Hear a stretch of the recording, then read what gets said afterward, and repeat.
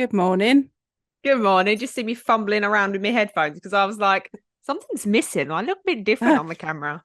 feel naked. I'm missing my headphones. Yeah. You all right though? Yeah. Good morning. Good morning. Good morning. Good morning. I'm excited for this one today. I know we always say that, but I I am really know. excited because I knew nothing about it, but I know the person. Yeah, I know. I know. I say I know. I obviously know the story because I've written it, but I am excited as well for this one because it's quite a high profile one for the UK, but I don't think outside of the UK anyone will know it. No, I don't know because it's not a person. It's only really a personality that would be known In maybe the in the UK. UK. Yeah. I could be So wrong. yeah, and I'm just excited to bring light to it really because I feel like it was so downplayed. Definitely was. I knew nothing about it. Exactly. And I mean, some more information has just come out in terms of like a documentary and things like that have just been released Mm. that really shone a light on all the information that we didn't know about it. Yeah. And that's why we watched it because I didn't know much about it. I'd heard of it and I was like, oh, it wasn't that big a deal. And then more information came out in this documentary, and I was like, why was this not made more a big deal of? I know. Well, that's what I'm wondering because Well, I heard nothing about it. mhm. Yeah, all our listeners are like, what? What's going on? I've got no idea What's what you're talking happening? about. Tell us, just for God's Yeah. sake, just say it. Well, you'll have to wait a minute because we've got to do random blams first. So random blams. Go. Shit. Oh, I've got a good one. Uh, I love this one.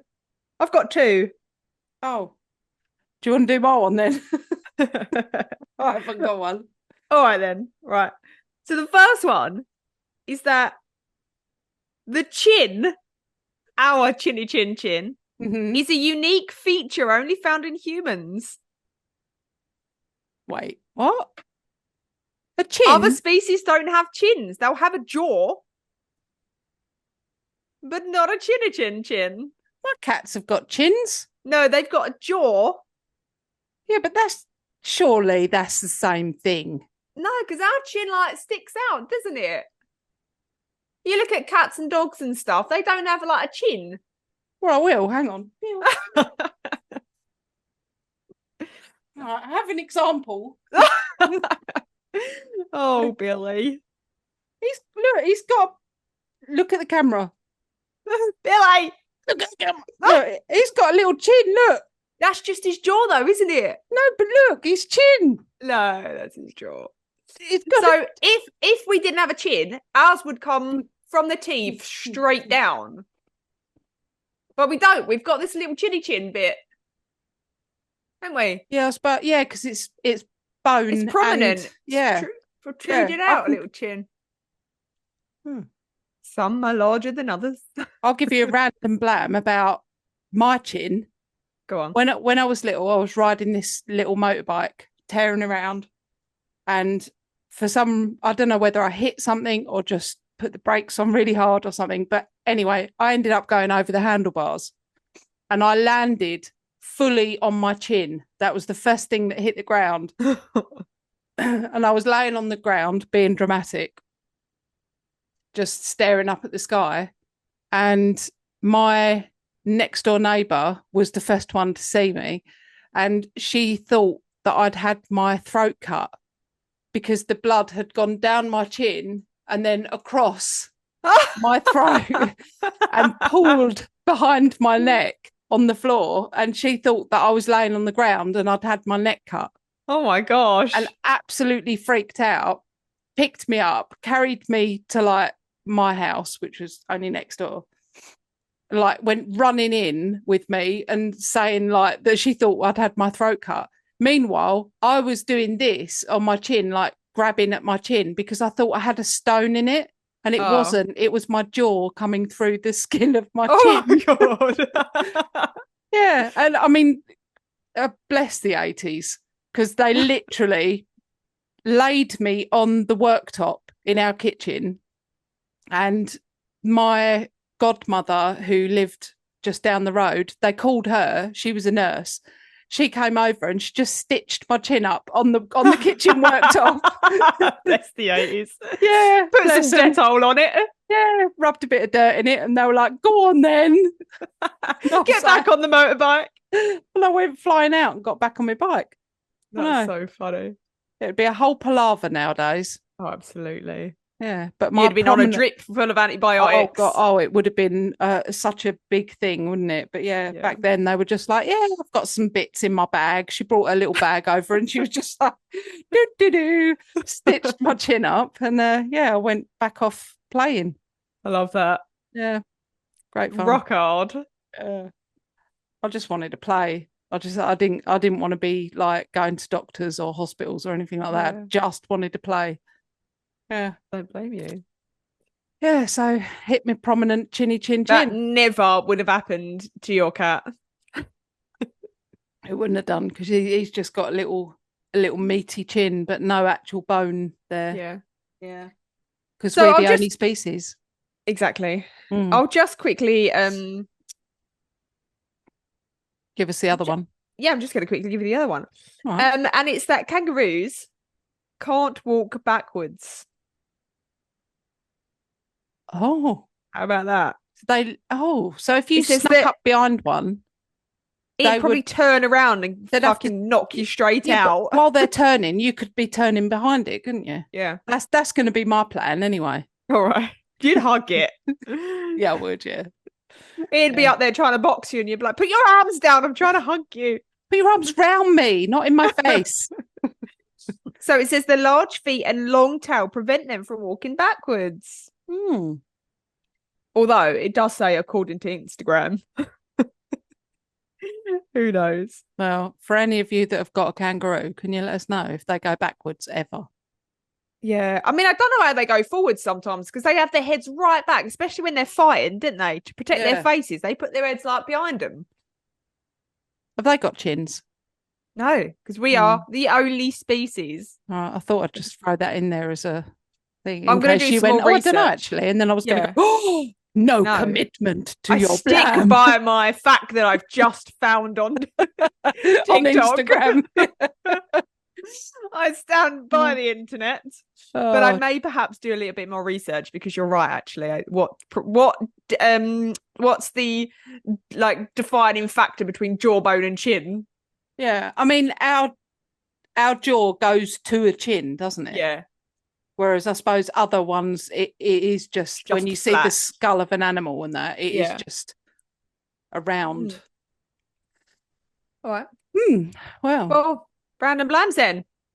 Done. You look very serious all of a sudden. That is because I was reading my story and I was thinking, shall I say that bit? Shall I include that? No, it's only included. But yeah, that's why I was looking serious, because I was reading. Is it? I mean, it says kidnap and murder in the title, so I was just about to say, is it a serious case, and am I allowed to laugh? Not at her, obviously, but you can certainly laugh at Gavin Plum, because he Plum. Come on. He is an Essex lad. And I've got quite a bit of audio to play in this one. And nice. Yes, so because it's a recent story and we've got the use of voice notes and things like that. So there are some voice notes that I will play, and he just sounds like the dumbest human on earth. Brilliant. Which is probably why it never actually got carried out, I'm guessing. Or maybe it did. I don't know. Well, you'll see in a minute. But fun fact as well, Gavin, 7 chins. Oh, really? Yeah. That's unfortunate for him. And the 6 chins that came before. Goodness. Right, so should we episode then? Let's episode, yeah.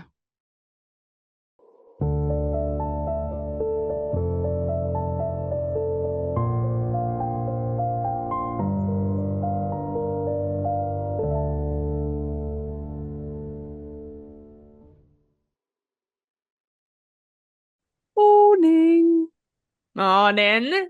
Morning. Morning, everybody. So this episode has been with me for a while. And I mentioned in the beginning that it's not something that got as much attention as it should have. So we watched a documentary on it and I was like, oh my goodness. Oh, I need to do this as an episode. Need to do it. Started researching it. And then it kind of got put on the back burner. And then I did something else. And then I spoke to you about it. And you was like, oh, I've never heard of that. And I was like, right, I definitely need to do this case because not a lot of people know about it. And if they do, it's the bare minimum of information that they know because it just wasn't highlighted to the public. So it's an episode that our UK listeners will know who we're talking about. But outside of the UK, you might not know who it is. And that is because it surrounds one of Britain's national daytime television hosts, Holly Willoughby. Woo woo. It's Dancing on Ice. Please welcome your hosts, Philip Schofield and Holly Willoughby. Welcome back to Dancing on Ice, where it's movie night and we are live. Welcome to the greatest show on ice. Get ready to raise the roof as we step out for a glittering night at the musical. Oh, yeah. Please welcome your hosts, Holly Willoughby. Holly Willoughby! It's Holly Willoughby!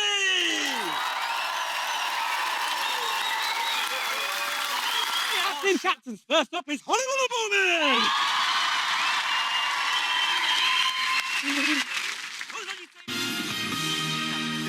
Hello, I know. Do what just happened? Like literally 2 seconds to go on air. These balloons weren't here and this orange juice wasn't in my hand. It's Holly's birthday!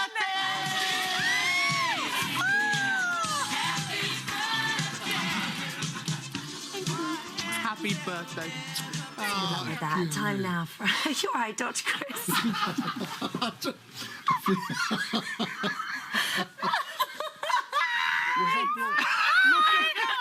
The camera's rolled. Here we go, guys. We are recording. Holly arrives Should you on have set. any? So if you don't know how to... if you don't know your... I'll start that again. So if you don't know your shiitake from your... Steve Wilson's health and fitness gadgets are revealed at 5:10. What? What? How long is the show today? 10:05. 11! What time is it now? Oh, you missed it.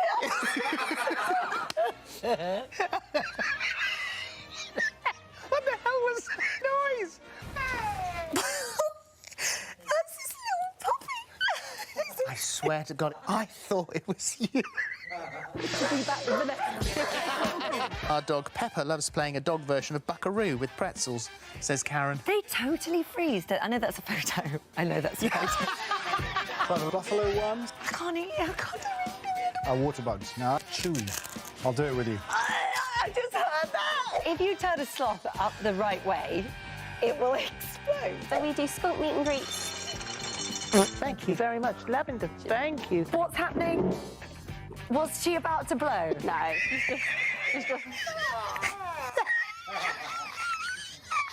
Oh, please do me. I know we haven't got time to do it now, but can you just stay and do me? That sounds. See, it's all right when you... Once it's in, I love it. But Nice, is he? Hey! I've got a mouthful of beef. No, not good. You know when you don't know whether it's actually gone in because it's so smooth? Parsley, olives and crab, which we've got here. And what? Crab? Crab, right. What did I say? Didn't sound like that to me. Because I am not putting that in my dish.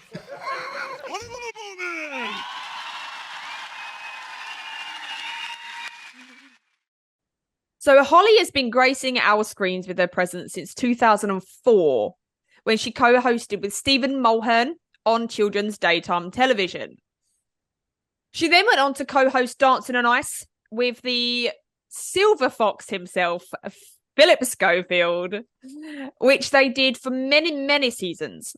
She presented a ton of different things over the years: celebrity wrestling, Greased Lightning, The Extra Factor, Holly and Fern Go Dating, and of course, in 2008, she joined the panel of celebrities where she became known as Holly Willoughby.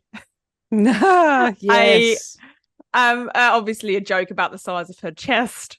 I didn't know that Philip Schofield did Dancing on Ice. Yeah, from the very beginning. Holly I had no idea. Yep. No idea. And that will lead on to where she gets her job later on as well, because they had presented together before. So Holly was seen as a sex symbol by a lot of people. She's blonde, she's curvy, she's absolutely gorgeous. She's also hilarious, talented, and very intelligent. And that's why literally everybody loves her. Everybody loves Holly Willoughby. She's great. She's the people's people. She's down to earth. She's not afraid to laugh at herself. She doesn't take herself too seriously. She's almost the all-American girl next door, isn't she? But she's great. For the UK. So she ended up staying on the panel of Celebrity Juice for 12 years. Did she actually? Blimey. Yeah. Fucking Celebrity Juice. Wasn't that fun? It was great. Yeah, it was funny. Love Celebrity Juice. Really funny. But then while she was on the panel of Celebrity Juice, she obviously did a whole host of other things, daytime TV. And in 2009, she landed the job of a lifetime, being a co-host on ITV's This Morning with the one and only Silver Fox again, Philip Schofield. So Philip recommended her when who was the host before Holly? Fern Britton. Yeah. So when Fern left, Philip put forward Holly because they'd already worked together, and they really actually did love each other. Yeah. So she was the face of daytime television, greeting the nation every morning, Monday to Thursday, and she is who the people tuned in to watch, her and Phil. The duo's chemistry together was just like a breath of fresh air in the mornings. They laughed together, cried together, even presented drunk together after the awards ceremony. Do you remember when they... Yeah. Holly had kebab down her. They were just like they're just so real, so real for everybody, and relatable as well. And Philip described Holly as the sister he never had. They were incredibly close. Oh. Sometimes they would get themselves into trouble with their laughing, because in America, obviously, if you don't know what This Morning is, it is on in the mornings, and there's guests that come, and sometimes they'll have like a chef, and they'll have to make they do things, like cooking, or they'll have, and they'll have, I don't know, the woman with the largest breasts. They'll have Holly, really bizarre guests. So sometimes it's funny, and sometimes they would have to interview these people. They would laugh at inappropriate things, or their guests, and so there was no end really to the controversial things that they sometimes got up to, and the media backlash that they then would receive. But people still loved them. That is until 2022. After presenting together for 13 years, the duo were part of a huge controversial drama that would change their whole friendship. Q-Gate. The British will remember Q-Gate well, but for our other listeners, I'll give you a rundown of what the bloody hell Q-Gate was. Do you remember Q-Gate? I do remember Q-Gate, yeah. So after our beloved Queen died on the 8th of September 2022, there came the death and state funeral held in Westminster Abbey on the 17th of September. So this gave the mourning public a chance to say goodbye. And the nation did what they did best, and they queued up to say goodbye to the Queen's coffin as she laid in her coffin. And they queued for hours. The queue reaching 6 miles long at one point. People were queuing for about 24 hours. They were camping there. They had their sleep tents and whatever else. Oh, we love a queue in the UK. We love a queue. Love a queue. And people in that queue included celebrities like David Beckham, Tilda Swinton, and they all queued with the public to see the late Queen lying in state. And all British people know the two things you don't ever mess around with: the Queen and the queue. And Phil and Holly did just that. So they both used their specialist journalist passes and they skipped the entire queue. Now, this caused more of a stir in the media and amongst the nation than this whole story did what I'm doing today. That's how big of an issue it was. People went absolutely They were bloody mental, Kate. They were absolutely bloody mental, yeah. Bloody mental. You can't cut into a queue. You don't can't cut. It's not British. Excuse me, there's a queue. British. Yeah. No, that's what you do. How many times have you heard someone say that when you're like, excuse me, queuing? there's a queue. Yeah. Excuse me. They're back and they go, oh, sorry. So, well, sorry. And then, or they go, excuse me, are you queuing? And you're like, yeah, I'm queuing, yeah. Yeah, I am, yeah. Yeah. And you're ready with your fists. Oh, absolutely. Yeah, I am, you're looking at people, you think, is she going to cut in? Yeah, they're going to cut in. And you're waiting. This is a queue, love. I've been waiting here. Get to the back. Trying to get like the person's like next to you, like the person in front of you and the person behind you, trying to catch their eye so that you can like link up and be like, join forces. They're going to cut in. If they're going to cut in, are we all together on this? Are we all? And you don't need to say anything. You just need to give each other a look as if to go, we're all in this together. If that person cuts in, we're having her. Yeah, taking them down. Exactly. Yeah. And even sometimes, like, Isaac will come home from school and be a little upset. We're like, what's wrong, mate? And he's like, Billy pushed in front of me in the line. We're like, right, well, this time we'll take his ankles out. we start early. Take the knee. Yeah. You don't push into a queue. And I love that for us. I know. We love that.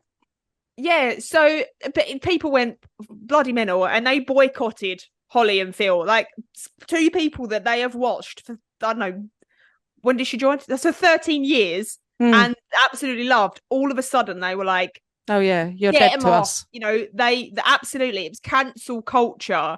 You know, they petitioned for them to be fired from This Morning. Like this petition got hundreds of thousands of signatures for them to be cancelled. Their sponsorships got pulled. Philip at the time had an advert that was "We Buy Any Car," and that got changed. Somebody changed it to "We Jump Any Queue," which is hilarious. It's so naughty. And yeah, they were just like a laughing stock, really. And there was memes everywhere, and you know, oh, in the queue, are you? You know, they'd be getting their shopping or something, and they'd be like, "Oh, yeah, I've never seen you in a queue before." Like, just don't mind me. Piss taking as well. And they were essentially forced to apologise. But Philip didn't feel like that they should apologise because technically they had done nothing wrong. They were given journalist passes, as were the other broadcasters and journalists. So they were escorted around a separate area of the Queen lying in state. So people that had queued were allowed to walk alongside the Queen and they were allowed to pause to show their respect. The journalists were not. They had a different area to walk around. And they were there for journalist purposes. You know, they were separate. They were doing a little camera bit. They were talking. So they hadn't taken anyone's place in the queue. They were there in a professional capacity. And so Philip didn't feel like he needed to apologise. But Holly did, and she there was a very forced apology essentially, and mostly from Holly. Phil was there, but he was like, don't even care. So it kind of it created a little bit of tension in their relationship. And so Q-Gate was the start of a horrendous year for Holly and Phil, because just a few months later, in May 2023, it came to light that Philip's brother was being charged with a string of child sex offences. 11 to be exact. And this revelation caused a rift between Holly and Phil. Their professional and personal relationships suffered because Holly had to protect herself as well. So she started to kind of distance herself from Phil, and she felt that Philip should have told her, but Philip said he didn't know, and there was this whole drama about it. And while his brother's trial was going on, Philip didn't appear on This Morning at all. So Holly had to co-host with a whole lot of other sort of list of celebrities hosts that they presented with. And then in the same month, in May, Philip resigns after 13 years presenting on This Morning, as a rumour started to emerge that he had been having an affair with a much younger man that worked on the show. Now, this absolutely ruined his career. Ruined his career for reasons that I don't understand. But that's not what this episode's about. But this rumour turned out to be true. And it effectively ended his and Holly's friendship, personal and professional, because she had asked him about this rumour previously when it first surfaced, and he had denied it. And then when it came out, he admitted it. So she was hurt that he had lied to her. She felt shaken, troubled. You know, she felt let down by him. And there was this whole thing about everybody that had worked to support Philip because they didn't think the rumor was true. And then it turned out to be true. And they all felt like, you know, felt mugged off. Mugged off. Exactly. They've tried to protect him when actually it was true. But it was a younger man, a showrunner on the show. He was of age. So, you know, it wasn't really any issue. I don't really know what happened, but, you know, it completely ruined his career. Yeah, it did, yeah. So this may not sound like a lot to all of us, but this was very public and very stressful for Holly. She was trying to get her career back on track after Q-Gate. And then it was just kind of one thing after another. And to be fair to Holly, she's associated with Philip, isn't she? Absolutely. They're a couple, essentially. Yeah, like Ant and Dec, who are, you know, two other presenters in the UK. They come as a pair, don't they? We got used to, if you saw Holly, you would see Philip Schofield. Yeah. And vice versa. So for her, it was damaging for her career as well. So I did get that. It really was. And also, she didn't want to be seen to be, you know, hanging around Phil or, you know, doing all these things with Phil. Because then people would be like, why are you with him? Yeah, why condoning it? And yeah, exactly. So she really had to kind of just look after herself. Yeah. So Holly was trying to get her career back on track after Q-Gate. And like I said, it was just one thing after another. So in the months following Phil's departure from This Morning, Holly did her best to win back the public. On the 4th of October, 2023, Holly presented This Morning as she did every morning, and she signed it off as she did every morning with a cheery, "See you all tomorrow." But little did she know that she would not be appearing in front of the nation the following morning. Because the following morning, before she left for work, the police arrived on Holly's doorstep to tell her that they had just arrested a man in connection with her. The evening of October the 4th, police stormed a flat in Harlow in Essex and arrested 36-year-old Gavin Plum on suspicions that he had been plotting to kidnap, rape and murder our beloved Holly Willoughby. Jesus. This episode does contain a reference to rape, to murder, to kidnap. So if you're uncomfortable with those depictions, then do not listen any further. Okay. So Gavin Plum was born February 1987 in Harlow in Essex. He was raised by his mum and stepdad along with his 4 other brothers. His childhood was unremarkable, really, until he entered his teen years. And Gavin started to gain weight, a lot of it, and quickly. And this impacted his school years, his confidence, his ability to interact with girls, his health, and his mental health. After leaving school, Gavin worked odd jobs, but spent most of his times indoors by himself. He did get himself a girlfriend when he was 18, and they did have a child together, but the relationship was an unhealthy one. Gavin was controlling and verbally abusive. In 2006, at the age of 19, Gavin was working as a train car park attendant. He would hop on the trains that would take him to different areas, and then he would hop off. He would patrol the car parks, hand out tickets where needed, hop on the next train, go somewhere else. And it was on one of these shifts that Gavin hatched a plan. On the 14th of August, He hopped on the Stansted Airport Express train and sat opposite a woman, a flight attendant. She was wearing a skirt, her leg was exposed, and Gavin placed his hand on her bare leg and handed her a note. The note read, "I've got a gun. All you have to do is keep quiet. Do as I say. So just stand up and get off at the next stop with me. Don't cry or make a sound. Don't stop me from touching you, because I won't hurt you. If you do all of this, no one will get hurt. But if you don't, I'm going to shoot you and myself and everyone." Obviously, the woman started to get visibly upset.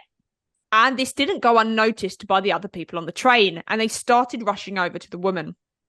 Gavin very quickly snatched back the note, tore it up, and quickly got off at the next stop.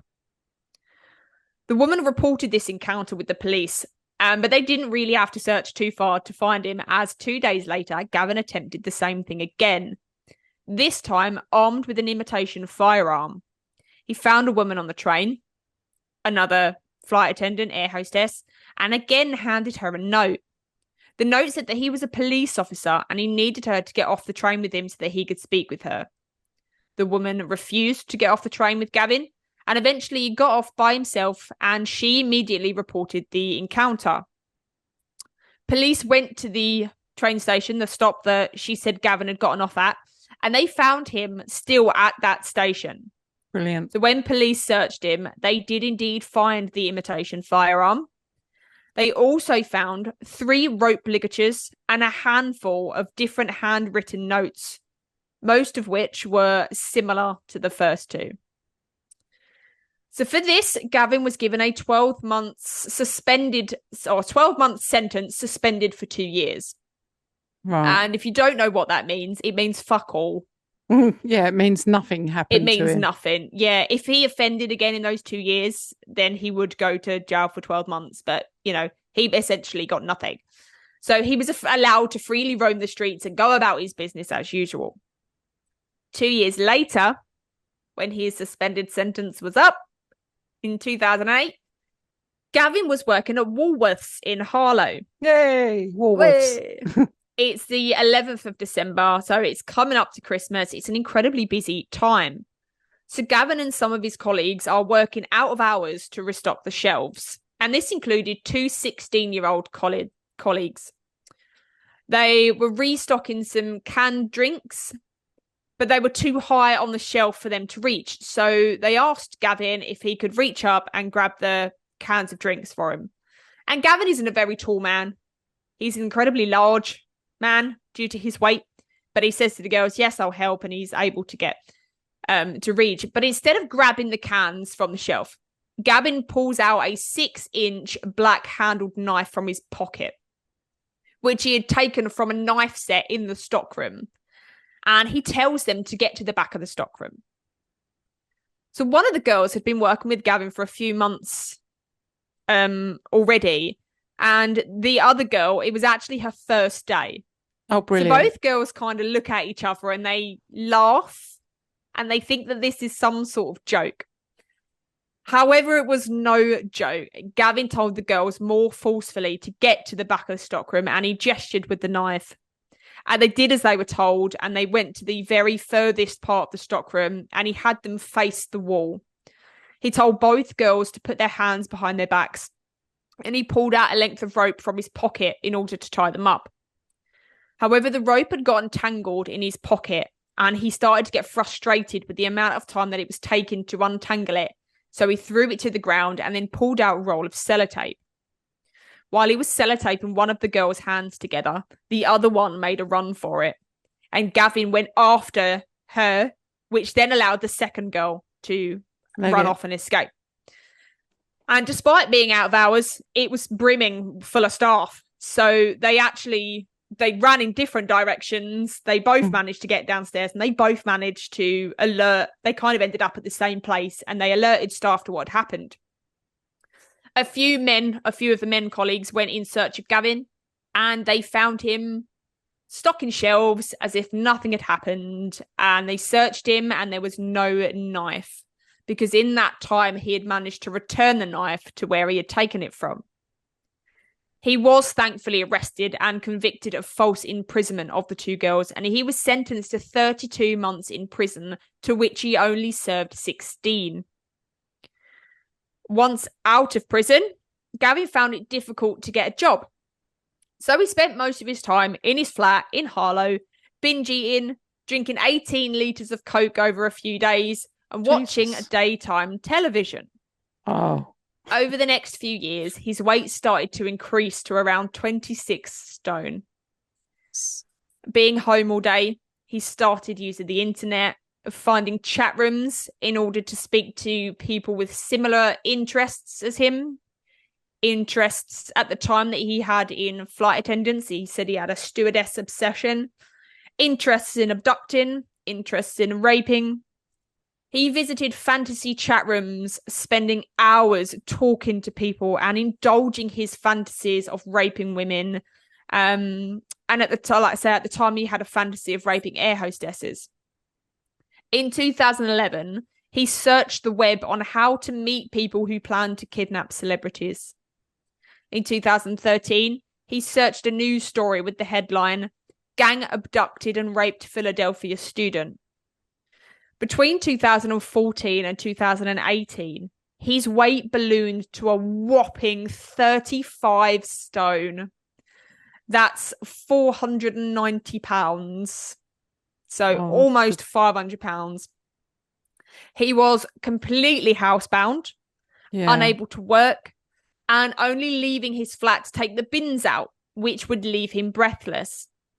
His doctor told him if he carried on, I'm just going to interrupt you because I listened to a podcast on this and it was really funny.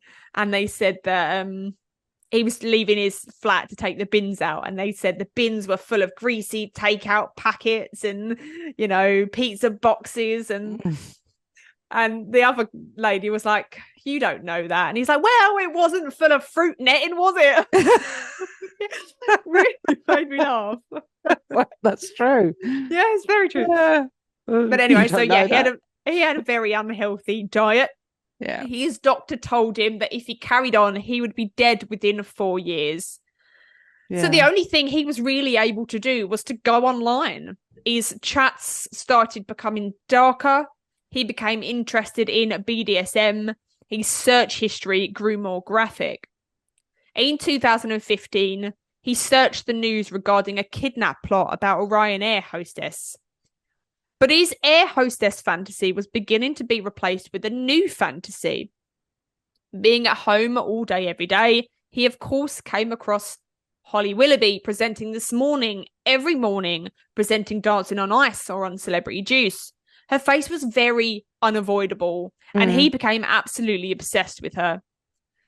In 2018, Gavin wrote into BBC about his weight, and he appeared on a show about extreme obesity. And then from that, he was able to get bariatric surgery, like gastric sleeve, and he lost over 10 stone. Right. He managed to pass his SIA license, which is Security Industry Authority, and he was able to get a job as a security guard. But he still spent all the remainder of his time indoors alone. But not really alone, because Gavin had his online chat room friends, like-minded people that like to indulge in the fantasy of abducting and raping people. And his fantasy was now Holly. In 2021, he joined an online group about kidnapping celebrities with the username Big Bear, and the icon was a picture of Holly. And he meets a man online by the name of Mark. Mark was from Ireland and had previous convictions for stalking and harassment. His chat starts to turn very dark, and he tells Mark of his plan to abduct, rape, and murder Holly Willoughby. He sends pictures of her to him, ones that he'd gotten off the internet, certain pictures where she was wearing outfits that he quite liked, and other pictures of deep fake pornographic images. So deep fake images are photos that have been altered or created. So Holly's face on a naked woman in a pornographic position. Right. And they exchanged hundreds of text messages and voice notes detailing this plan and what he would do to Holly. His search history also gets darker. In 2021, he searched for many pornographic images of women being tied up, bound, gagged. He also searched, were Jewish women raped in war? And then he searched Holocaust rape. Oh, God. He uses a messaging app called Kik to chat to Mark. And I think, from what I gather, this messaging app, Kik, has loads of forums in it. Okay. And then he can go off into these forums and message on them. It's a bit like Discord, perhaps. And so he's talking to Mark and he recruits Mark into his plan. He asks Mark to fly over from Ireland and to help him get Holly, and together the pair discuss this plan of action. He sends pictures of Holly's home to Mark and says that there's a small lane running alongside Holly's house and they would use that to lie in wait. They discuss her home's layout, the fact that there are no security cameras, and that she didn't have any security around her unless she was going to an event. They share hundreds of messages, including graphic and violent details of what they would do to Holly once they had her. These messages were so violent and graphic that they weren't allowed to be shared outside of the courtroom. The media were only allowed to release a percentage of them. So the more graphic and violent ones would violate Holly's right to privacy and would violate the Obscene Publications Act. That's how bad they were. He told Mark the things that he would do to Holly would get him put on death row.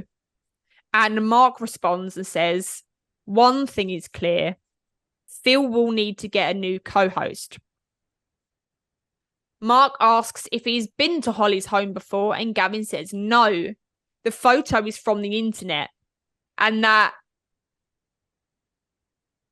from the internet is how he also learned her home's layout. Like everything that he learned about Holly, about her routine, about her house layout, where she lived, he did that from the internet. You know, her schedule, her route to work, terrifying. What time she left home. Everything that he researched, he did so from his own home. He boasted to Mark about his previous convictions, saying that this wasn't just a fantasy for him because he wanted the real deal. And he sent a message to Mark saying, getting this bitch is all I can think about. I've wanted this for years. I'm going to be living out my ultimate fantasy. To help him live out his ultimate fantasy, Gavin tried to recruit a team of willing people. How many people will be willing to take part in this horrific plan? How many people would be willing to take part in this horrific plan, Sarah? I'll tell you. By February 2022, Gavin recruited at least 5 people. At one point, he says that there are 12 people involved in this plan. God. But these 5 in particular, he creates this group called the Holly Group. And all of their usernames are available to read on the internet. And I'm going to tell you what they are, because if anyone's listening and you recognize that person's username for whatever reason, then you need to know that he was part of this horrendous plan. Run! You know? Yeah. Because that's what's absolutely terrifying about this, is that people can sit at home on these forums discussing these horrendous things. And that's a crime. I can't remember what crime it is, but it's a crime to discuss these horrific details. And then they'll go off to work, or, you know, they'll go back in and sit with their wife, or, and that's terrifying. Yeah, it is. So the men involved, and I say men because that's not me being presumptuous, they were all men. Okay. Were Dave Tomcat, Josh Green 977, Caris Brook 1, and Dubliner 1975, plus Mark, making a crew of these 5 men. Gavin's messages to Mark and the others aren't just fantasy based. They're not just like they're not just for sexual gratification. You know, if he's sitting on these online chats and he just wants to relive this fantasy and talk about all these things that he wants to do to Holly, you know, that's him fulfilling this fantasy that he's got. But it isn't just all that. There are some very meticulous, boring chit chat about how and when, and, you know, discussing problems that neither of them drive. The really small details that aren't going to provide any sort of sexual gratification there, but they're actually parts of this plan. And they discuss aspects of getting caught. They know they would go to prison. Mark says that he's probably better off going to prison in the UK over than going in Ireland. And Gavin responds by saying that I think what he says, to quote it, is that the prison service is light AF. So light as fuck. Right. It's 23 hours bang up. They can watch as much TV as they want and are allowed phones in their cells. And Mark says, perhaps we'll get famous. The pair also discuss other celebrity fantasies that they've had, and they even discuss the case of Jill Dando. So for those outside of the UK, you may not know the name Jill Dando, and I think everyone in the UK does. Jill Dando was a loved British journalist and TV presenter. At the time of events, she was co-hosting Crime Watch, which was a show that promoted unsolved case, and they appealed to the public for information. On the morning of the 26th of April, 1999, she was shot dead on the doorstep of her home, assassination style, and her case remains unsolved. By April 2022, Gavin had gone online and purchased 4 lots of 100 metal cable ties to be part of his plan. He told Mark that he was going to try and book a tour of this morning's studio in an attempt to get close to Holly, because that they did that. You could go and tour the studio. Also, they had live audiences on some parts of it. So he would absolutely have been able to go there and sit in those audiences. But luckily at the time, there were COVID restrictions. He also says that now that he's got his SIA license, he was going to try and get a job being Holly's personal security guard. Oh, goodness. How he managed to get his security guard license with his previous convictions, I'll never know. No, especially for the reasons that he had those convictions. Absolutely. And not just like ABH or something, or, you know, GBH, like a physical crime. His was crime against women. Yeah. Anyways, by June, Gavin's crew had dropped to 3 people, because when they found out that he was buying this kit for his plan, they kind of got cold feet because they were just in it for the fantasy. Yeah. He was not. And he sent a voice note to Mark saying, I am getting her, regardless of whether I have to get a new team or do it myself. Throughout the rest of 2022, Gavin continues to chat with Mark and some of his crew. They discuss the plan in detail and find a small issue. They don't have a location to take Holly to. But this issue that they had didn't last very long before a location was suggested. So Gavin sent Mark a voice note saying that they had found an abandoned stud farm that had cells, 15 cells to be precise. And Mark replies, her screams wouldn't be heard for miles. Now, with this new location and all of these cells, Gavin sends this voice note to Mark about potential other victims that they wanted to get and take to this stud farm. Yeah, we get this lot on board, mate. It's going to be the original Holly, obviously, our original targets, and then whatever else targets they want, because we've got about 15 cells we're looking at filling. So yeah, it's all good. Our name's Holly, so realistically we could do both at the same time. Meet up, swap vehicles, get both in the same vehicle, take them to their new location, basically. One of the men involved in this crew wanted to kidnap a different woman. So he's talking about doing them both and meeting up. And there's a small section in that clip that was kind of redacted because it mentioned the name of another woman that has never been released. So he had this plan to kidnap loads of women. Yeah, because he says, take doesn't he, them to we've got 15 cells that we want to get filled. Yeah, just kidnap these women, do what he wanted, then get another load in. That was what he wanted to do. The name that was redacted of the other woman, do you think she was famous? It was another celebrity, yeah. Oh, it was, okay. Yeah, but the name's never been mentioned. Right. But in 2023 comes along and Gavin is back to square one. He's only got Mark on his team now. He doesn't have all these other people because they've all kind of blocked him, he says at one point, because he's so like pestering about this plan. You know, when are you coming over? When are we going to do this? So he's just him and Mark now, and that doesn't deter him. He's 100% behind this plan. He sends Mark a voice note saying, "Getting her has been my ultimate fantasy for way too long. I'm now at the point that fantasy isn't enough anymore. I want the real thing." So, and I'm going to play a couple of voice notes just together that detail this plan. And these were all sent by Gavin to Mark. Plan of action. I'll give you a brief rundown. Basically, we're going to hit it at night. Less traffic on the road, etc. Chloroform both of them. That way then they can both be easily restrained. Pick out outfits of hers that we like. And then obviously take her and the outfits with us. And then we're gone. We're then going to force her to make a video just saying that she come with us under her own free will. That she's with us under her own free will. No, she's fully consenting into everything we do to her. So that covers us. What a dickhead.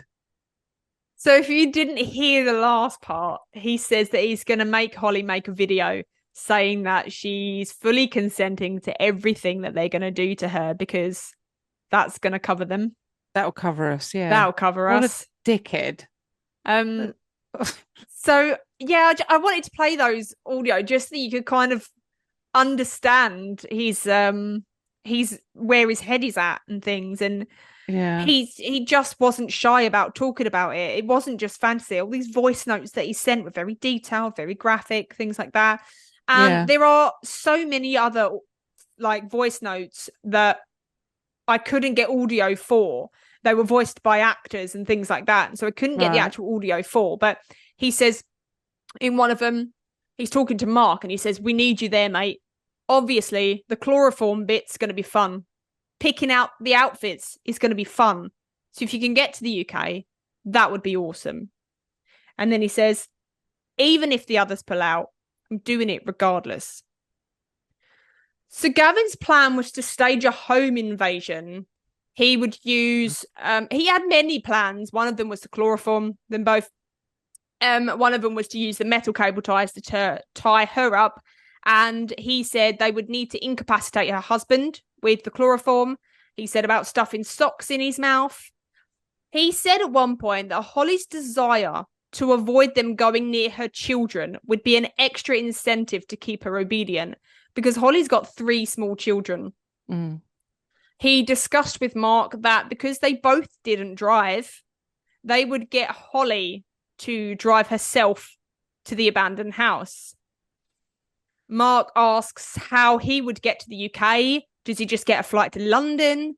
And Gavin sends him this really long voice note and he says, you know, get a flight to anywhere in London will do, and then hop on a train to here, get yourself in an Uber, this is how you get to my house. And then he had detailed maps of how he would get from his house to Holly's house.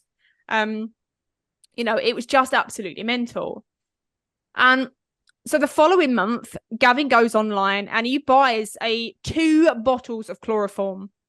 He then researches how long people are incapacitated for. Are there any after effects? You know, how does it work? And because if you remember, his plan was to chloroform Holly, but then have Holly drive herself. So he needed to figure out, was that going to work? No. And by this time as well, they no longer had a place to take Holly. The stud farm didn't work out. Gavin's plan now was to take Holly back to his flat, because he was going to take her back to his flat, and then once they found a place, move her somewhere else. And in his words, he said, "It's warm and there's a bed." Oh. In May 2023, he sent images of the bottles of chloroform that he'd purchased, that he'd now received. He sent the images to Mark. He also sent images of fake imitation firearms to Mark. After everyone had pulled out, like I said, they still had this issue of not being able to find a place to hold Holly. And then in May, he sends Mark a message saying, "I have an update. I've had a member of the Holly group reach out to me. He knows the location of an abandoned building and he's up for it big time. He's going to let me know when he can get time off work, and then we're off, mate. We're going to go and do a stakeout and bang. Job done. Shit's going down as it stands. But it may change because he'll probably get cold feet." Because, like I say, for everybody else, it's just fantasy, which still doesn't make it okay. No. In August 2023, he purchases a folding knife and he conducts more obscene internet searches. One in particular was, "What does it feel like to be raped?" So his chat with Mark continued for all this time, with these other men sort of coming into the plan and then dropping off and getting cold feet, as he put it. But he always had Mark there with him with this plan. However, at some point in August, he receives a message from Mark saying that he also needs to drop out of the plan because he's just been arrested in Ireland. But despite his bravado about going through with his plan regardless, Gavin did need help. So he goes in search of a new crew. In October 23, he joins a forum called Abduct Lovers, again under the username Big Bear. I think this time it was Big Bear 341987, with a picture of Holly. And this is where he meets a man named David Nelson. Gavin posted a photo of Holly in the group and said, with the caption, "The one in the public eye I want." And David Nelson saw this photo and he commented and said, "Who's the hottie?" Because it turns out he was American and had no idea who Holly Willoughby was. Gavin says that she's someone in the public eye and someone that he has wanted for a long time. And Gavin has now been planning to kidnap, rape and murder for over 2 years. He tells David of his plan, saying that he has a shitload of information on her. He knows what time she gets up in the morning. He knows what car she drives. He knows that she doesn't have security or CCTV. So he sends a video to David of a kidnap kit that he has collected. Hands and ankle shackles, ring and ball gag, 3 lots of rope, metal cable ties, 2 sets of handcuffs. So the video shows a mass of items laid out on his bed. These items were metal cable ties, rope, ankle shackles, metal handcuffs, ball and gag, amongst other items, and then tells him that he also has chloroform and other items to hold her. He asks David if he would be up for it, and David responds and says, "This can't just be a fantasy. If I'm going to fly from America to the UK, then you need to be serious about this." And Gavin tells him, 100%, mate, 100% serious. David responds, "So this is actually a plan and not some fantasy? It's nice to connect with someone serious." In an exchange of messages of over about a 30-hour period, Gavin and David plan how and when this will happen. The pair exchange photos of each other so they know that they are real. They discuss a code word, and Gavin sends a voice note containing the date and the code word to Gavin. The code word was Holly. Gavin says he has everything ready, and says that he's wanted to do this and also get his 15-year-old son involved. And he said he is also up for it. Now, there is no proof that Gavin's son knew about this plan. We don't know whether he did or not, but Gavin says that his son wants to get involved as well. Gavin tells David of his previous convictions so that he knows he's not messing around. He's serious about wanting to go ahead and do this. He told David that he's served 16 months for his previous crimes, adding that, quote, "Our justice system is shit, to be honest." I mean, I agree with him on that. Yeah, absolutely. So then he lays out the finalised plan to David, saying, "So we'll jump the outer wall, break in, chloroform both her and her husband, tie them both up with zip ties, gag both, take her out of the house, take her out in a car, dump it, get rid of her phone, etc., and anything else she can be tracked with." David replies and says, "What do you plan on doing with Holly afterwards?" And he says, "Slit her throat, clear her out, and dispose of it." He even says that he would wash her in bleach and dump her in the lake.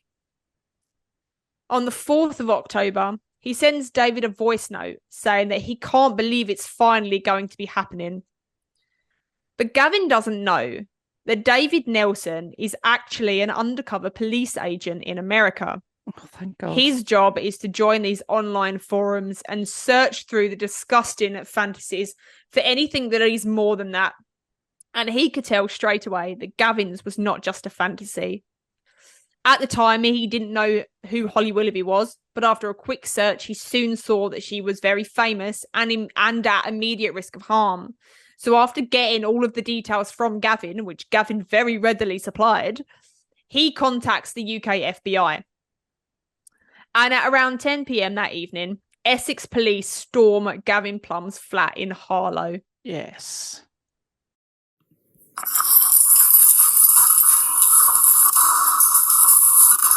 Please, stay where you are. I'm not touching the feet.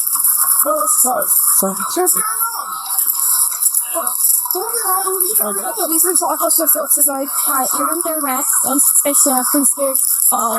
You do not are acting. You're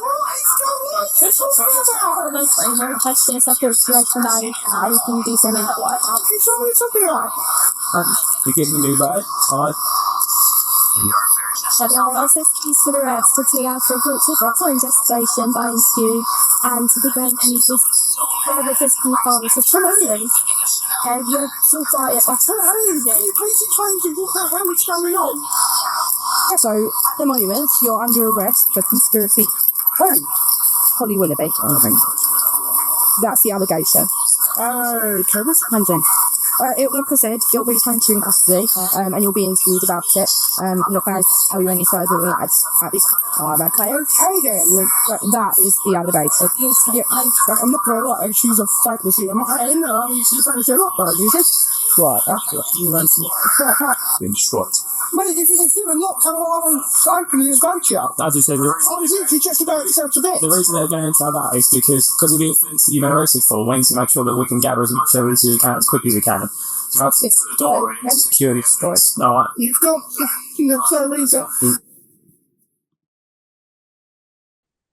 So the audio is a little bit muffled because there's a lot going on. Yeah. You know, there's a lot of police there. There's a lot of noise. His TV's blaring in the background. So you can hear a lot of audio that's muffled, but actually that's just audio from his TV. Right. But you can quite clearly hear the exchanges between Gavin and the main arresting police officer. The rest is just garbled nonsense from the TV. And you can hear the officer say the allegation is against Holly Willoughby. And he says, "Oh, okay, where's that come from?" Yeah. Like, fuck off. Where are you getting your information from? Dickhead. And he says, "I won't lie, she is a fantasy of mine. She is to a lot of guys." Yeah, of course. And women. Like that makes it okay. Yeah. At the time of his arrest, Gavin has his phone out and open, so police are able to access it straight away.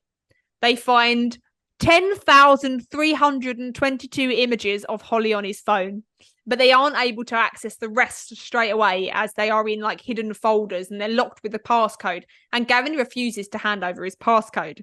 However, police guess it, and it was his date of birth. Oh, brilliant. So they find also a handwritten notepad with a list of over 100 women's names with Holly at the top.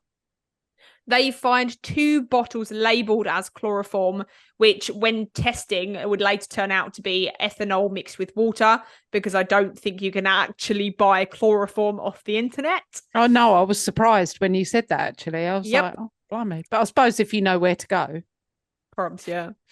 They find all of the kidnap kit in the video that he sent to David Nelson. They also find a device containing millions of images of Holly, including many, many deepfake pornographic images. Goodness. To this day, police have only ever managed to get through 10% of it, as it would take them years to go through every image and video.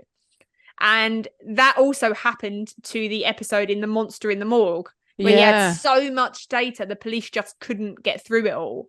Yeah. So after Gavin's arrest in the early hours, in the early hours of the following morning, police then went to Holly's house and they informed her of the discovery. She was then kept under like armed guard for ages. She was obviously incredibly shaken up and disturbed and traumatized, and eventually made the heartbreaking decision to leave her job as presenter on This Morning, a job that she had had for 14 years. Holly felt that it was just too difficult to be away from her family and to be so scrutinised in the public eye. In order for the news of what had happened or what had just been discovered to be accurately reported, Holly bravely waived her right to anonymity. So due to the soliciting rape charges, Holly would have been entitled to anonymity, which meant that it would have only ever been reported that it was a kidnap-kill plot. Right. No rape would have ever been mentioned in that, because her right to anonymity was her right to be protected and shielded from all of that. Right. But she chose to waive that right so that, you know, we would have the full extent of this plan. Otherwise, we would never have known what Gavin had planned for Holly. So Gavin was charged with 3 crimes: soliciting murder, encouraging and assisting others to commit rape, and encouraging and assisting others to commit kidnap. His trial was held at Chelmsford Crown Court, and there is an incredible podcast called The Trial, and I've been listening to it recently because of the trial of Diddy, and it's very informative. So basically, they're journalists and they are in the courtroom. Because these aren't publicised trials like the Johnny Depp and Amber Heard. They're because they were at a smaller like claims court. So because these are high publicised incidents, they're not televised or anything like that. So they report everything that's going on in the trial, and that's where I've got all this next piece of information about what goes on. And I don't normally talk about the trial aspect of cases because I don't know, I just don't really find that particularly interesting. So, but I wanted to talk about Gavin's defence in this trial because it absolutely perplexed me. So, as part of the prosecution's case, his previous convictions of kidnap and false imprisonment were allowed into evidence at this trial. Okay, good. So his defence decided to tackle this in a very peculiar way.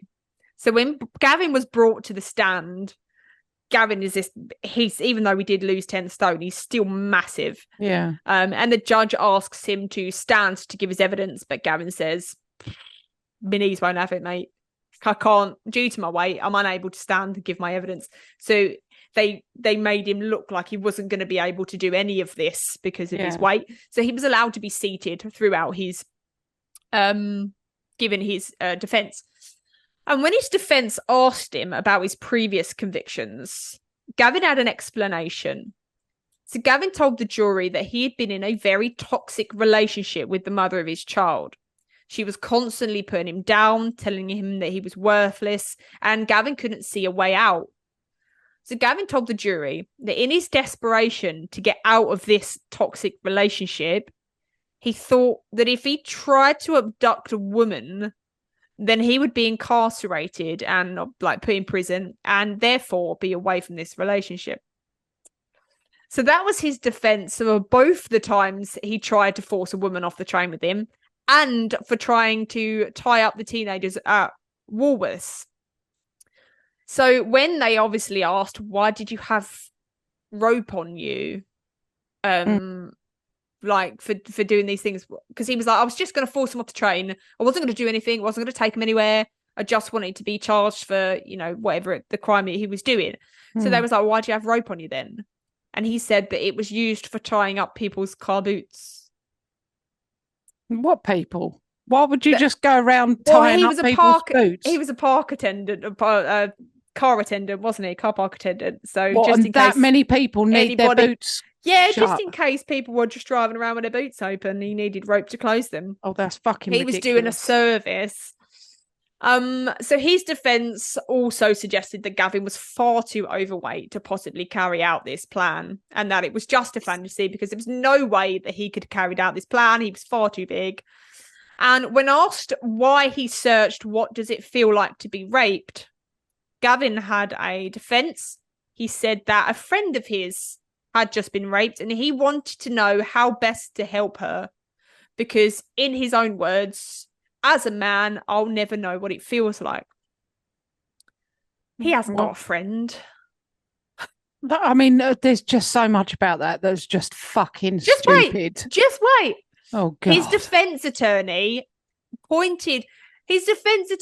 stood up in front of the jury with these metal handcuffs that he had as part of his kidnap kit, the ones that were laid out on his bed, and told the jury, look at these flimsy things. They're never going to be strong enough to hold a woman captive. And that defense attorney was a woman. Fucking hell. So Gavin also had 400 metal cable ties in that kidnap kit, which absolutely would have been effective at restraining Holly. But the point of the trial wasn't to decide whether it would have been a successful kidnap, rape, and murder plot. It was to elicit intent. Was his intent to kidnap, rape, and murder Holly, or was it just a fantasy? So the jury had to decide. It didn't matter whether he was, whether his plan was shit or whether it was actually going to work. It was to elicit whether he actually intended to do that. Because even if it didn't work and he broke into our house and tried to chloroform it, but it didn't work, that's still incredibly traumatizing. Yeah, of course it is. Definitely. It baffled me that his defense attorney, who was a woman, was like, oh, yes, he had handcuffs, but they wouldn't have restrained. She wanted to get out of them. She'd have got out of them. Okay, so she might have got out of it. I honestly... He's still done it. It really baffled me. Yeah, that's ridiculous. Needless to say, the jury saw through all of this bullshit and found him guilty on all charges. Thank God. He was sentenced to 3 life sentences with a minimum of 16 years served to run concurrently, which means that they run at the same time, which absolutely baffles me because pointless. What's the point? I don't understand it. So this kidnap, rape, and murder plot was really downplayed by a lot of people. It was big news in the media, but not for very long because people didn't take it seriously. And that was what his defense was saying, really, that it was just a fantasy, just chat. It could and would never have happened. So it wasn't really taken seriously. So I just wanted to take some time to talk about other cases where this sort of thing has happened. Celebrities attacked by crazed fans. So the most obvious one was John Lennon, who was shot by Mark David Chapman after signing an autograph for him. Christina Grimmig, she's an American singer-songwriter. Now, she was doing a meet and greet, and she greeted this fan, and she kind of leant over to give him a hug. And then while she was doing that, he shot her in the chest, and she died. Jesus. Dimebag Darrell, or Darrell Abbott, was an American guitarist, and he was shot dead by a deranged fan while performing on stage. Jesus. And Rebecca Schaefer, she was shot dead on her doorstep by an obsessed fan. I think she was an actress or something like that. And this fan had been stalking her and harassing her and things like that. And he turned up on her doorstep. I think she was doing a scene and he felt that she was cheating on him because she was doing a scene with somebody else who turned up on her doorstep. She opened the door and he shot her. And of course, Steele Dando, who I mentioned earlier. And although her case is unsolved, its class is unsolved, there was a conviction. Barry George was convicted of a murder. He served 8 years in prison, but then it was overturned and he was set free. So many people didn't believe that Holly was really in any imminent danger. But I believe that Gavin Plum 100% intended to carry out this attack. So do Whether I. it would have been successful or not is a different matter. But I 100% believe that he would have harmed her or harmed someone else. He even sent voice notes to David Nelson saying, I can practice on my neighbour. My neighbour's a woman next door. I can practice on her, so don't worry. He 100% needed to be sentenced. Yeah, definitely. Longer than he got, that I believe. But so yeah, he's 16 years, a minimum 16 years. So that gives Holly some grace. But she did return to TV. She did host. She went back to doing Dancing on Ice. She went back to doing this a TV show with Bear Grylls, which Josie and I watched. That was I saw good. that. Yeah, Celebrity Hunted, I think it was called. So she is back. She's not quite back as in the form that she was doing. But yeah, I just wanted to bring some more. I know we love Holly. We love Holly, and I want her back on our screens a bit more because, like you said earlier in the story, she was always on the telly. Like she's on everything.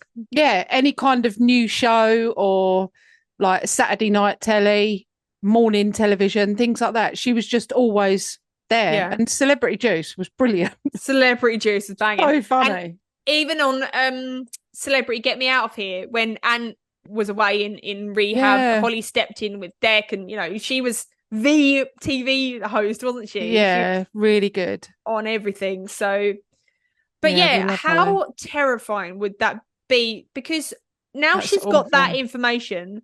She doesn't know how many other people are out there trying to plot the same thing. Yeah, I mean, this was just one guy. That was just one guy. And actually, there were so many guys that were like, yeah, I'll do that. Yeah, I'll be involved. I'd like to do that. Yeah. That's terrifying. But I think for us, like you telling the story, I can see very clearly an escalation. Yeah, 100%. So, I mean, that it just makes sense. Everyone's saying, I don't think he would have done it. I absolutely believe he would have done it. Absolutely. And I think if he wasn't so overweight, he probably would have done it himself before. Yeah, hideous. Yep. Oh, yeah, because Holly. he had done it before. Yeah, that's what I mean. On 3 separate occasions. If he hadn't, like, sort of attacked those women on the bus and that, then I would have thought maybe he was just a bit of a fantasist. Yeah. But he'd actually gone through with it and in his place of work as well. Absolutely. I think he absolutely would have gone through with it. 100%. Me too. What a knob. What a knob. Yeah, terrifying. How awful for Holly to know that all of that had been like discussed and planned and spoken about, and knowing that someone's got, even if they're fake images, knowing that someone's been looking at all those thousands of images of you. Like, well, it's just horrible. She would have had information that we don't. So all of those graphic images of what he was saying that he would do to her. Yeah. She would have been able to read those or listen to the voice notes of what he was saying he was going to do to her. Because although this case is horrific in how I've told it, it was worse. It was so much worse that we weren't allowed to say how much worse it was. Yeah. Did you say whether Holly she didn't go into the court, did she? She didn't go, no, she didn't. She wasn't a witness or anything like that. She did release a statement, which only the judge was allowed to read. It wasn't allowed to be heard by anybody else, like a victim impact statement. Yeah. Only the Good. judge was allowed to read that because for her own privacy. I mean, that would have been splashed all across the newspapers, wouldn't it? Oh God, yeah. If that had got out. Absolutely. So, and she didn't want her children then reading it when they got older, because that would have been out there forever. So, yeah, only the judge was allowed to read that. And she did release a statement as well to the public about her time on This Morning and her resignation and things like that. So, yeah, because I honestly believed that her resigning from This Morning was because of what happened with Philip. That's the thing. A lot of people went, yeah, how convenient that this has now happened, and that gets you out of This Morning. I tell you what, get fucking lost saying that. Because, Jesus, yeah. And who is it? Katie Hopkins that we fucking hate. Mm-hmm. She released a statement about how convenient. But other people were also saying that because Holly was obviously tied into a contract and she wouldn't have been able to leave This Morning of her own free will. So they're like, oh, well, after all of these things have happened, this was Holly's way out. Oh, yeah, because I'm sure she loved that. Yeah, absolutely. Sure that's what I mean. That. People did not take it seriously. We've got your back, Holly. Yeah, we support you. Got your back. We support you all the way. Yeah. And if you want to be a guest on Perplexed Podcasts, give us a shout. I love Holly. I know, she's not just men's fantasies. No, exactly. We love Holly. I love everything about Holly. I think she's funny. I like the fact my favourite things, and I can watch these vines online for hours and hours, is Holly saying something and it coming out wrong. Yeah. But I suppose everyone else around her taking it a different way. Yeah. And then she realises what she said. And then for ages, she's just cracking up laughing. She's just laughing. Yeah. And this is live. Good morning. Was it Good Morning? This morning. This morning. It was all live.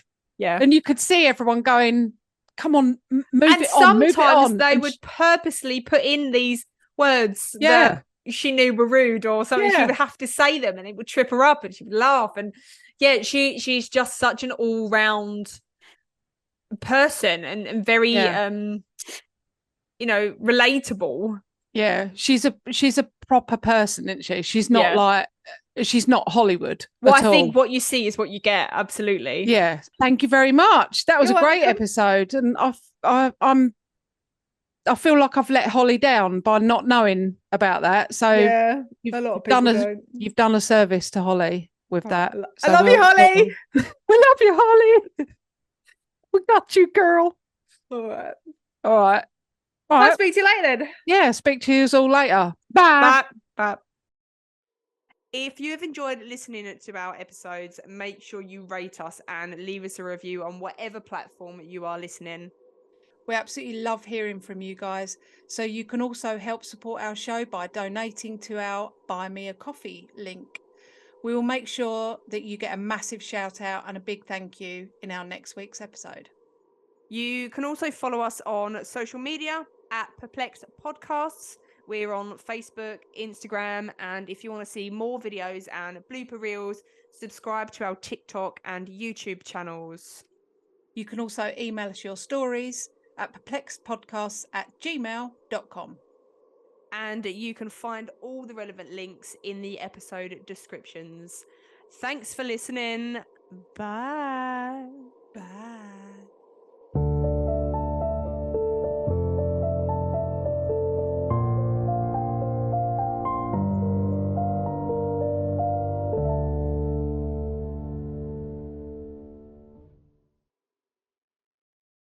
Once it's in, I love it. Nice, you see? This actual seed was sown in your bedroom when you were a young... Beg your pardon? I was doing what with seeds in my bedroom. What has happened to this show? Yeah, have you ever hit anything that you've been throwing at? Funnily enough, I've never willy-wanged since then.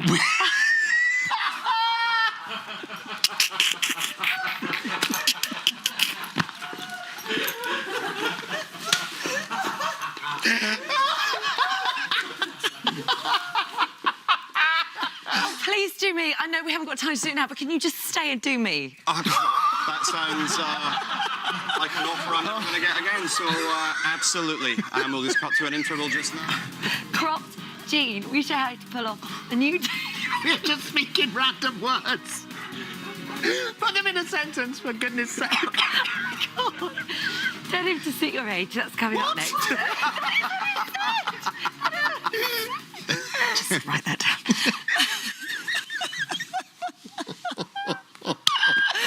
Oh, right. Still to come.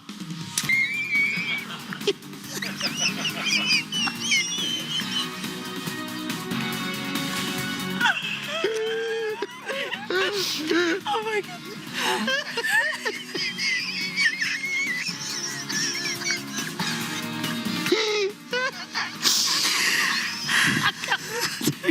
Go to the break. Shall we get you one? No. Let's just talk about something else. Touring, are you... I'm fine. Suddenly I've recovered very quickly. You can also email us this morning at itv.com. We'll need your emails by today. And you must be 18 or... Oh, no. This is the worst it's happened for ages.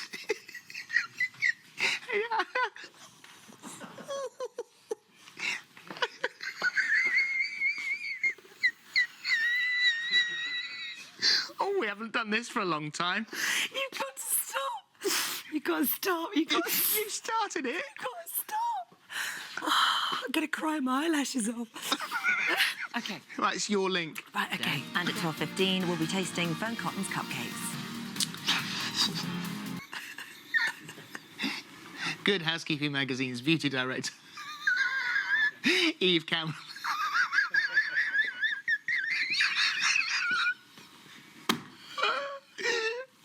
I can't believe you have to do that. You're doing it on telly, so you don't wear your pants. Here's the beauty desk. Oh, my God, you're not helping. It's like, I'm back. Run, BT, for God's sake.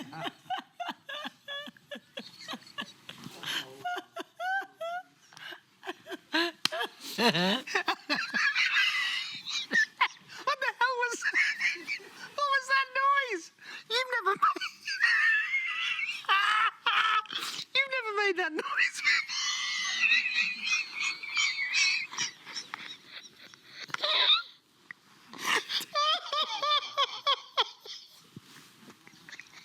It just came out. What the hell was that? I don't know. Oh, my God.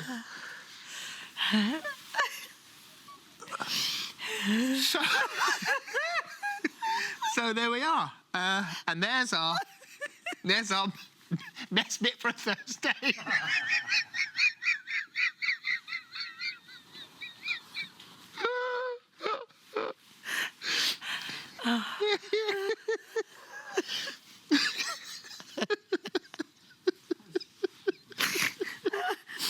Oh, God.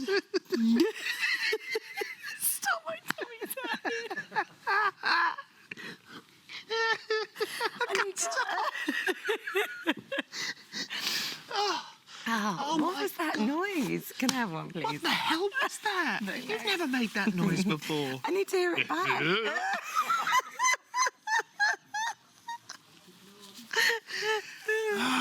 Oh, we've got it.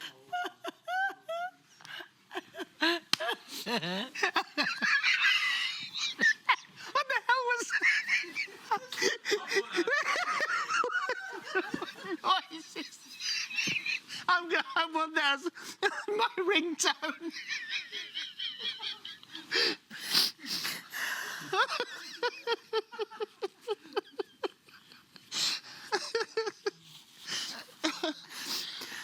Oh, we've just got the sound. Stop it!